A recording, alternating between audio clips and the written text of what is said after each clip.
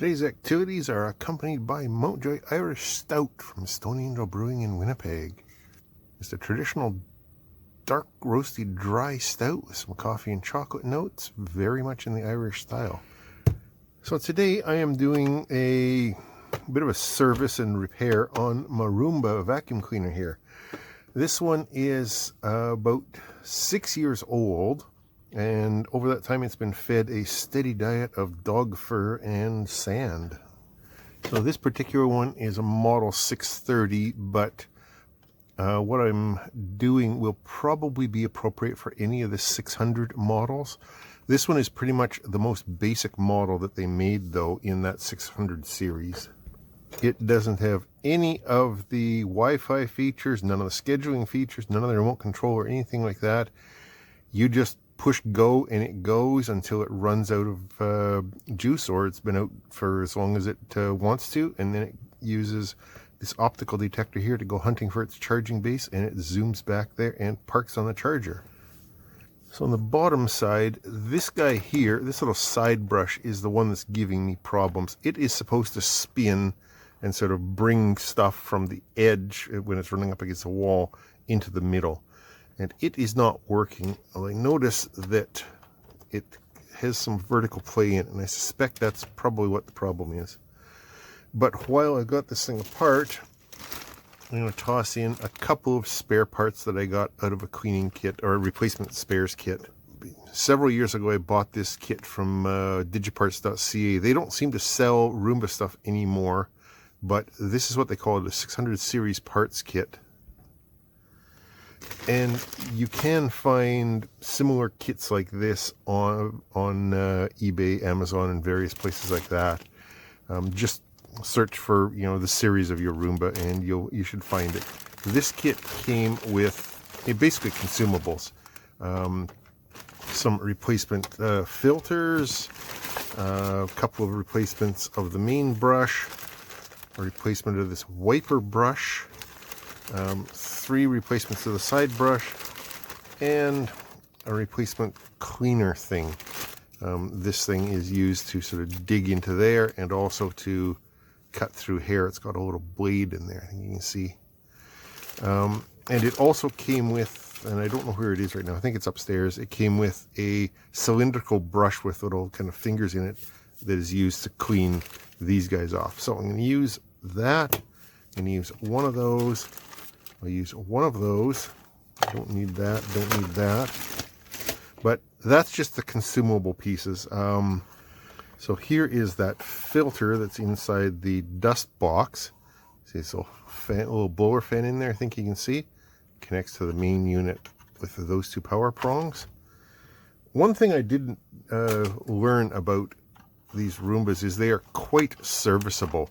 They are designed to be maintained, which is shockingly good news. So here is that brush, and this one is starting to get bent and worn and stuff, so I'll get rid of that, replace it with one of these. This wiper brush it's seen better days.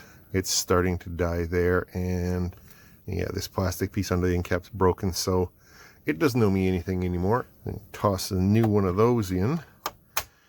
And then there's this brush over here, which is the real reason I'm doing this. How can I put this so that you can see it? So this brush is just held in with one screw in the middle, and don't lose that. It sits on a little hexagonal shaft, and part of the regular maintenance, you should pop that off and take the hairballs out. Again, this thing eats dog fur every single week, so yeah, I think I'll replace that one with that, but that's not my real problem. The real problem is, I think the end plate in this shaft here causes it to lose mesh with its gearing underneath. So right now, pushing down, I can't turn it, but if I pull up, I can spin it kind of freely. So we need to dig deeper. Screws there, and over here. They've all got a nice little arrow pointing at them. So friendly. Like I said, it's designed to be maintained, which I wish more manufacturers would take care to do that. Or at least not go out of their way to make things unmaintainable, you know?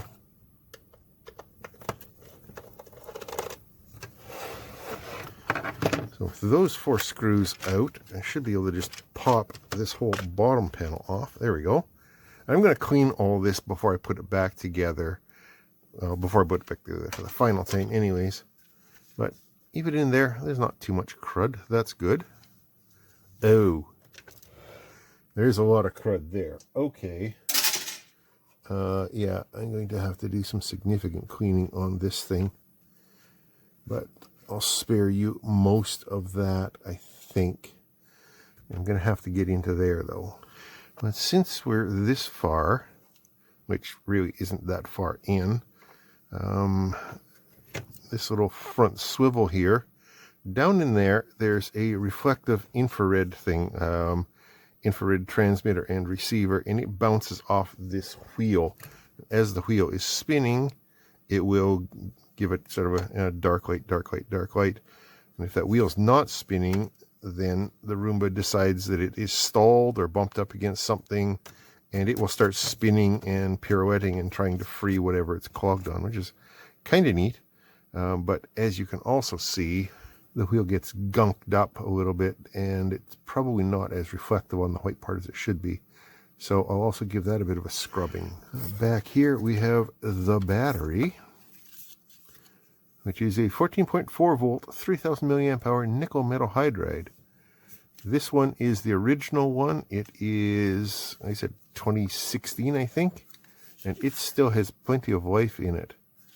So I don't need to replace that. However, as you can see, replacing it is quite simple, and they are still available, even, you know, this many years later. Anyway, that's a distraction again. This is what we're looking for here, this unit. Okay, I found the first unrepair friendly thing, this little tri-wing screw here. That's annoying. Fortunately, my various screwdriver bit kits, I have those.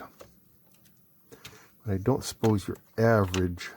Oh, wow. Okay, so there's a lot of flurf has gotten into there too. Wow, that's nasty. Anyway, this is the gear that is causing us grief, and it seems to be popping upwards. Why is it popping upwards? It shouldn't be. Well, I'll give this a good cleaning in here, get all the snot out of there, and then I'll carry on. I think I'm going to see if I can... Oops, that's not performance. I'm going to see if I can lift that module out. I should be able to, I think. Maybe these screws here?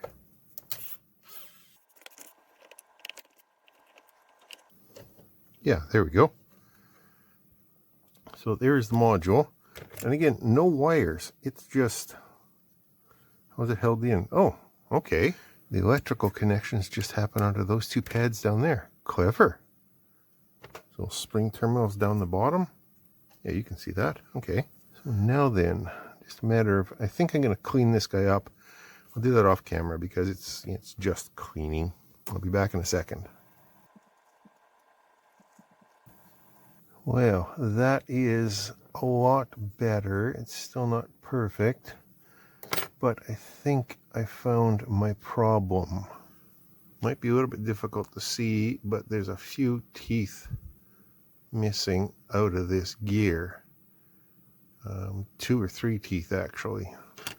Let's see now. No, this one is that gear, so, and that one is this gear.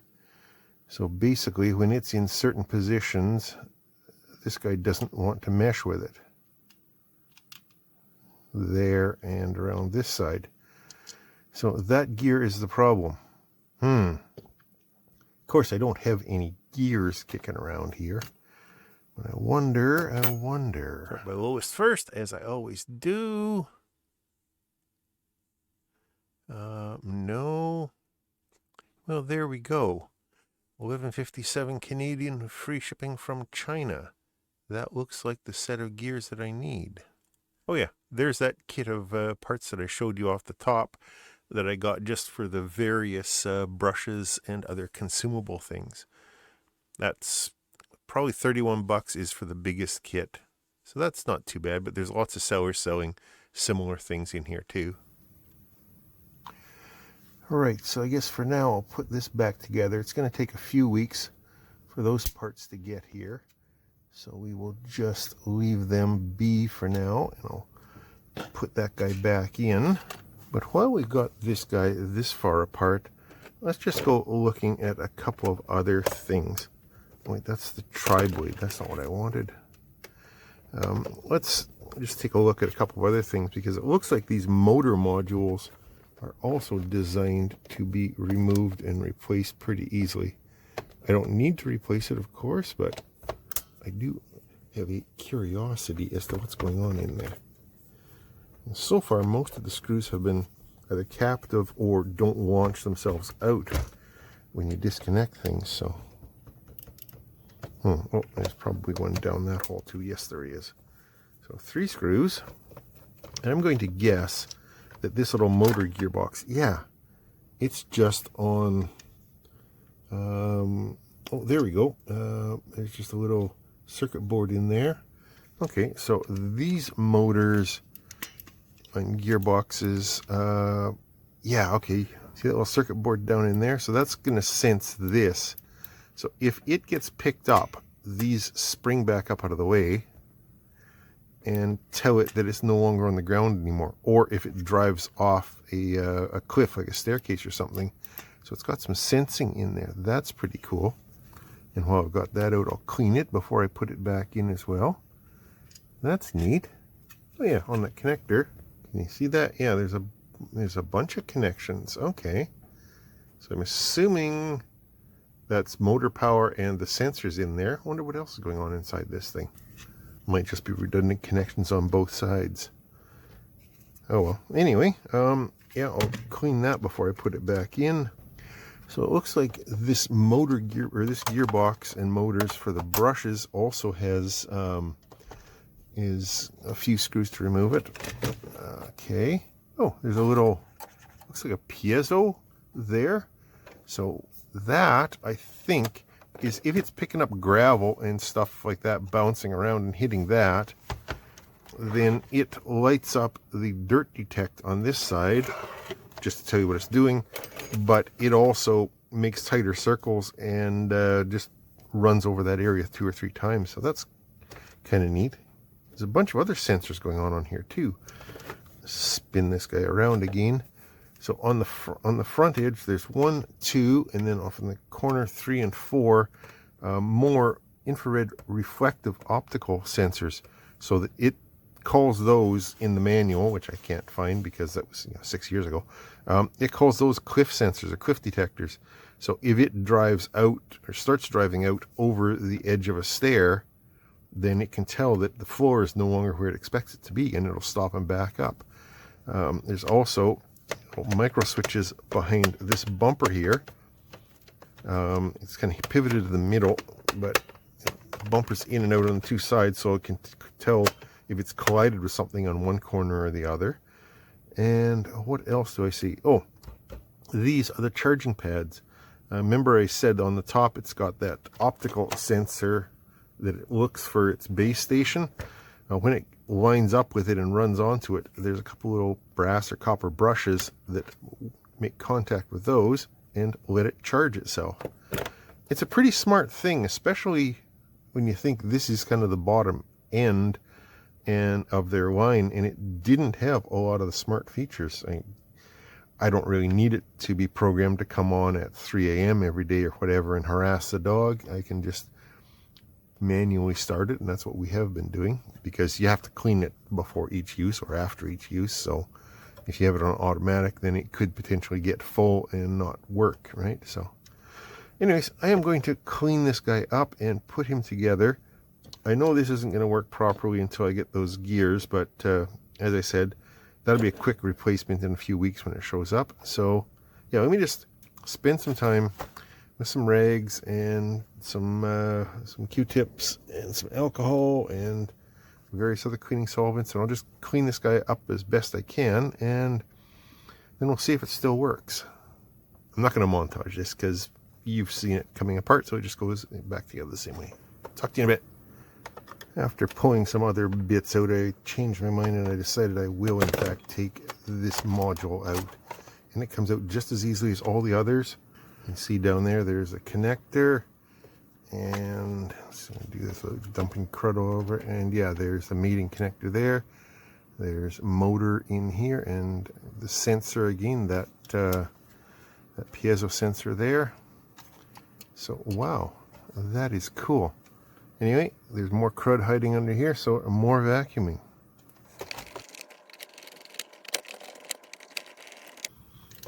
There, all buttoned back up. Put this guy on there, at least temporarily, until we get the new parts in.